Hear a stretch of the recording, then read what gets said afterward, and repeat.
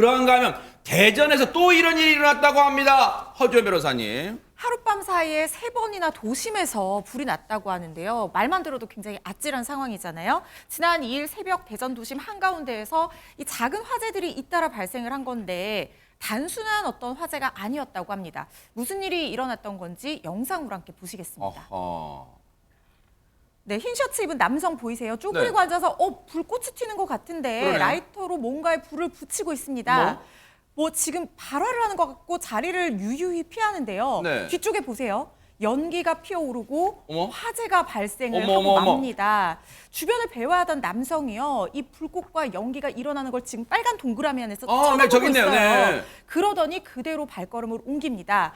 이 불은 다행히 시민들이 지나가다가 이걸 발견을 해서 신고를 해서 출동한 소방관들에 의해서 10분 만에 진압이 됐는데요. 네. 이 남성이 불과 40분 전에도 또 다른 곳에서 불을 내고 이동을 했던 그런 사실이 또 CCTV로 밝혀지고 있습니다. 바로 어머, 저 이건 좀 불이 장면인 것 커요. 같습니다. 네. 네, 저게 첫 번째 방화였고 어허. 앞서 본 것이 두 번째 방화인데 네. 이 두 번째 방화를 저지르고 40분 뒤에는요. 또 1km 정도 떨어진 다른 도로에 또다시 나타나서 이번에도 저렇게 길가에 불을 질렀습니다. 발견한 시민들이 달려와서 소화기로 불을 끄기도 하는 그런 모습들이 연출이 됐던 겁니다. 정신이 없어요. 왜 여기저기 불을 내고 다니다 보니까 지금 보는 우리가 정신이 없을 정도인데 안진용 기자님, 동일한 사람이 3차례 불을 냈다고요 지금?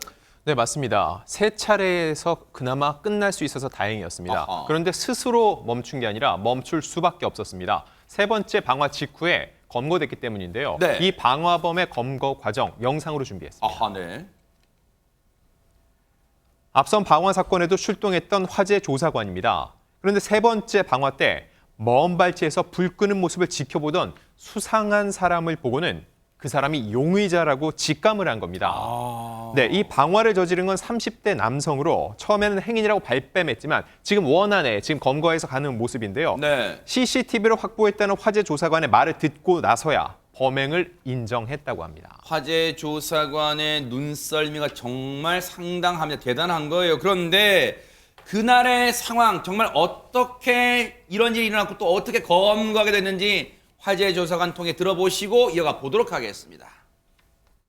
처음에 1차 현장 갔을 때 거기서 따로 이렇게 화재가 날 그런 우려가 없는데 화재가 발생해서 조금 이상하게 생각을 하고 있었거든요. 두 번째 현장 갔을 때 바로 현장에서 CCTV 확인을 해서 연쇄방화 용의자 특정을 했어요. 방화범 같은 경우에는 또 뭐 주변에 있을 확률도 높고 입은 복장이 이제 위에 흰색 셔츠를 입고 있었고 인상착의랑 복장 착용하고 있는 게 똑같아가지고 가서 이제 얘기를 하고 체포를 일단 했습니다. 자, 최재문 교수님, 만약에 저때 붙잡지 못했으면 그날 밤에 4번째, 5번째, 6번째 불이 났을 수도 있어요. 그럼요. 정말 위험할 수 있잖아요. 저 거리마다 돌아다니면서 지금 사람들 살고 있는 바로 옆이에요. 그러네요. 저기서 불을 지르면 어떤 일이 일어날지 아무도 모르는 거 알아요, 아니겠습니까? 네. 그래서 생명의 위협도 느낄 수 있는 상황이었는데 이분의 이 눈썰미가 얼마나 아까 지금 영상 보면서 우리 김명주 연기도 그런 얘기 하잖아요. 눈이 부리부리해서 그러니까요. 잘 찾게 생겼어요. 네. 범인 잘 찾았고 네. 또 하나 바로 CCTV 확인한 것도 너무너무 중요해요. 그러니까요. 인상착의를 일단 확인을 해야 되잖아요. 옷에 뭐 얼굴은 잘 확인이 안 되더라도 위에 셔츠를 입었다, 그러네요. 바지를 무슨 색으로 입었다. 그래야 특정이 될 거 아닙니까? 옷차림이나 체구 정도 나오잖아요. 그렇죠. 네, 바로 그거예요. 그래서 저 잡으신 분은 너무 똑똑한 분이다. 네. CCTV 확인하고 어느 정도 인상착의 확인한 다음에 바로 서치를 해서 잡았다는 점, 정말 우리 주변에 일어날 수 있는 위험한 상황을 막은 아주 훌륭한 일을 하신 분이다. 이런 생각이 듭니다.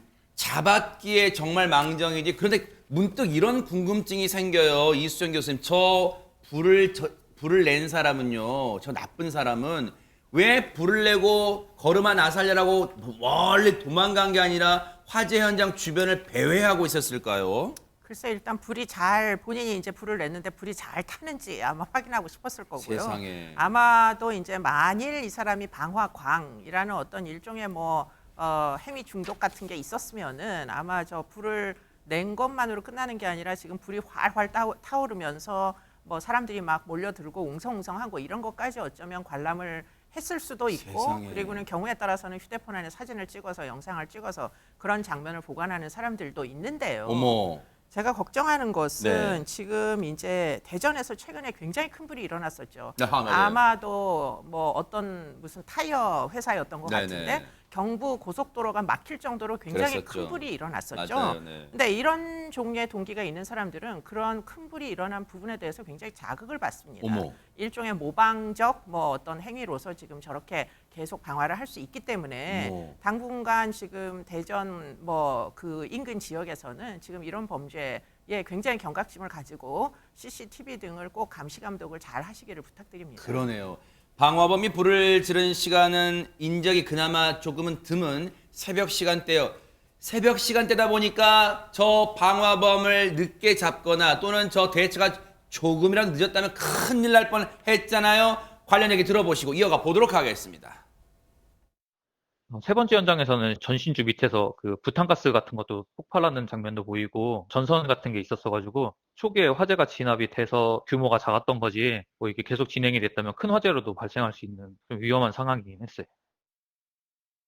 듣고 보니까 정말 놀란 가슴을 쓸어내릴 수밖에 없는데 최재문 교수님 대체 저 몹쓸 남성 왜 그랬답니까? 참 이해가 안 돼요. 저 사람이 뭐 물론 정확한 건 뭐 최명기 원장님 설명해 주시겠지만 본인 주장은 우울증을 앓고 있었고 우울증 해소를 위해서 거리에 불을 질렀다고 주장을 하고 있습니다.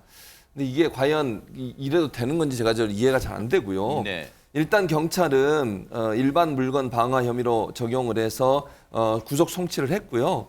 근데 뭐 만약에 본인이 우울증 때문에 그랬다면 약을 먹든지 본인이 잘 조절을 해야 되는 거 아니겠습니까? 다른 사람한테까지 위험을 초래할 수 있는 행동을 하는 것은 네. 좀 이해가 안 되는 상황이라는 생각은 듭니다. 혹시요, 일단은 허준 변호사님 먼저 여쭤볼게요.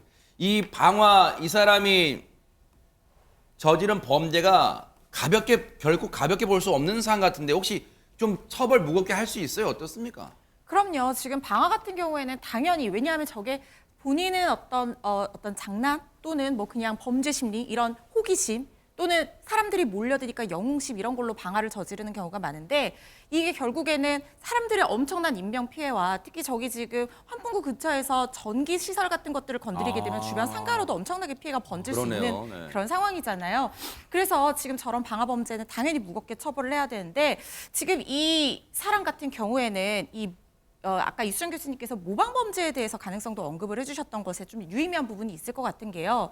이 사람이 한 범죄라고 단정을 지을 수는 없지만 지금 이 남성 검거 이전에도 비슷한 유형의 화재가 계속 있었다는 그래요? 겁니다. 그리고 하루에도 지금 3번씩 이렇게 했잖아요. 그런데 방화범들이 정말 위험한 이유가 연쇄 방화로 이어지는 경우들이 많아요. 왜냐하면 불을 켜고 사람들이 몰려들고 나면 마치 자기가 그 상황을 지배하는 것 같은 기분이 들 수 있기 때문에 연쇄 방화로 이어지는 경우가 많아서 더 경각심을 가져야 되는데요.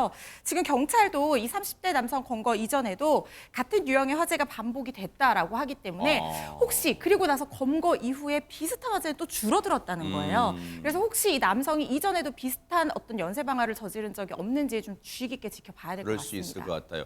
근데요, 이 사람이 이번에 붙잡혀서 무거운 처벌을 받는다 하더라도 무슨 무기징역 그런 거 받는 거 아닌 이상 최명기 원장 언니가 또 사회로 나올 거란 말이에요. 혹시 방화 같은 게 무슨 마약 중독되는 것처럼 혹시 중독 범죄일 수 있어요? 어떻습니까?